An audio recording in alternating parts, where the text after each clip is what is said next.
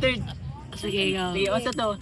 So what is your biggest dream after college? So my biggest dream after college good kay of course makahuman kay kabalo basig mahuman ang college ba kahuman niya unta makapasar and hopefully ma-achieve nako na magderma if ever kung sa wala akong kuhaan karon kay I hope in the future kay mapag-yapon ako kung gusto.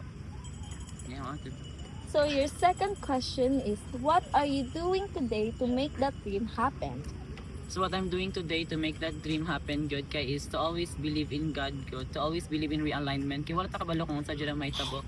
So ang kanyo tara kay mag-study og tarong dili pa pasubraan and of course kay pray lang. Your next question is, what is your greatest fear about the future?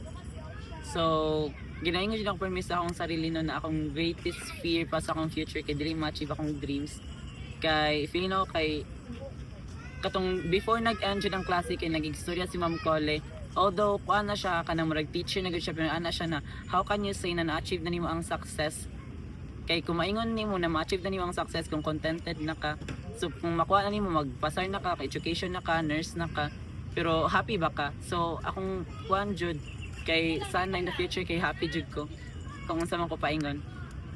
Next is, what kind of person do you hope to become in 4 years?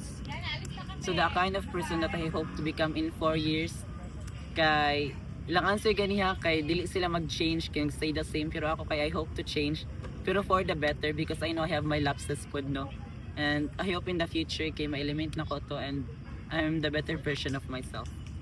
Next is, what do you hope your future self will thank you for?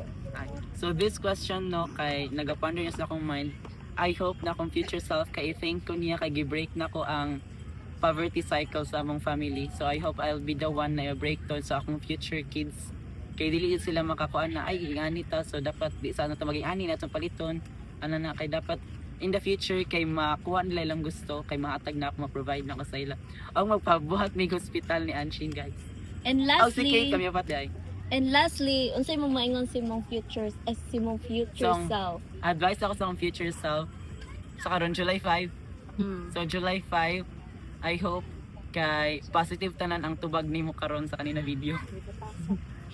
Bye guys, mo na human nami.